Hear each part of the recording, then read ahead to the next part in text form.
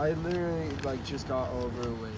It was like 70 days of no, maybe longer, but I couldn't go to the bathroom, and I was taking a whole bunch of Miralax, and like every single day I was like, I'm gonna die from bursting death, and then I need to control myself eating, and I end up in the CRU, the crisis unit, which is like I almost got off a mental illness commitment, and I ended up in the middle of the calls, getting distracted, and thank God for that, because I end up going to do some social security work or something at a place, fill out some papers, and one of the people there sends me to the CRU because of what my parents said or else, and I start taking one Miralax at night and one in the morning, and then I start going to the bathroom. Like, I almost died. Like, it was horrible, and I was like, freaking, I was so obsessed with food. Also, I was like, I want to have food, or I can't, and it's like, I hope, thankfully, I didn't end up having to starve myself or what else. And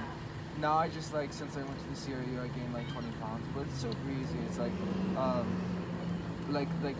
one thing I discovered for well-being is like 500 squats or 800 squats, and then like 50 push-ups, and do that like 5 times. Exercise. And it's like 15 minutes, and it feels really awesome. In mental health. Trust me, I know. I have PTSD and anxiety disorder, that's panic attacks, night terrors. So I understand about mental health. I see a therapist every week. I go to like groups and meetings and stuff like that, just because I was married to a sociopath who actually went to prison for the things he did to me.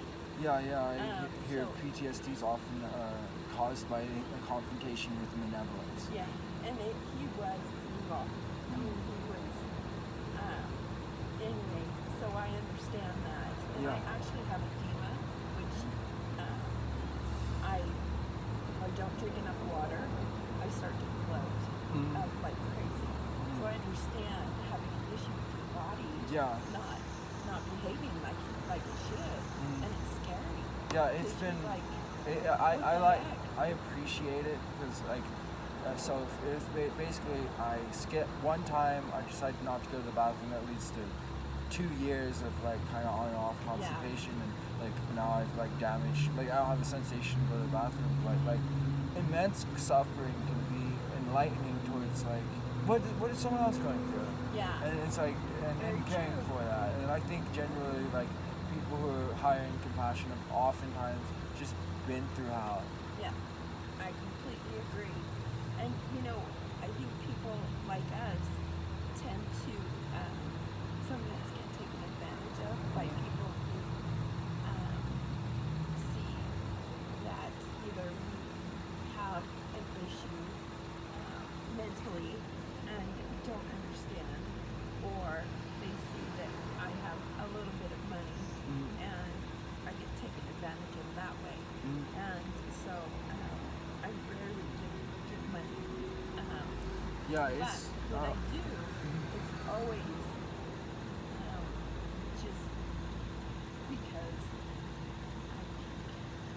I don't feel that manipulation or that pain in the gut or anything like that. So I mean, it can be good. There's a lot of standards in like religions, whatever. So it's like you're supposed to just give freely and don't expect back. But it's really great if you can give to someone. Maybe it needs to be said out loud, but it's like have a generalized trading game, like the reciprocity. Like that's awesome. I think that would be so great if we could do that. And everybody's so dang sensitive, you know. I have this guy working for me doing my basement, which is I live with my mom to help her do things that she's not able to do, which is why I live with her. But it's really hard sometimes. So I have him doing work for me, and he's Hispanic, and so he doesn't speak much English. He has screamed at me. Him and his wife have been screaming at each other, and it's just been chaos.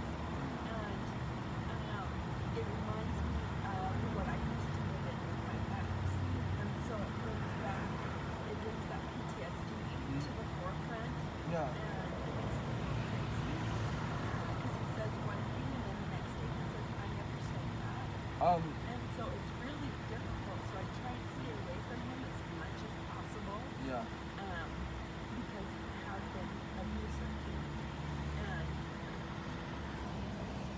gonna make me cry.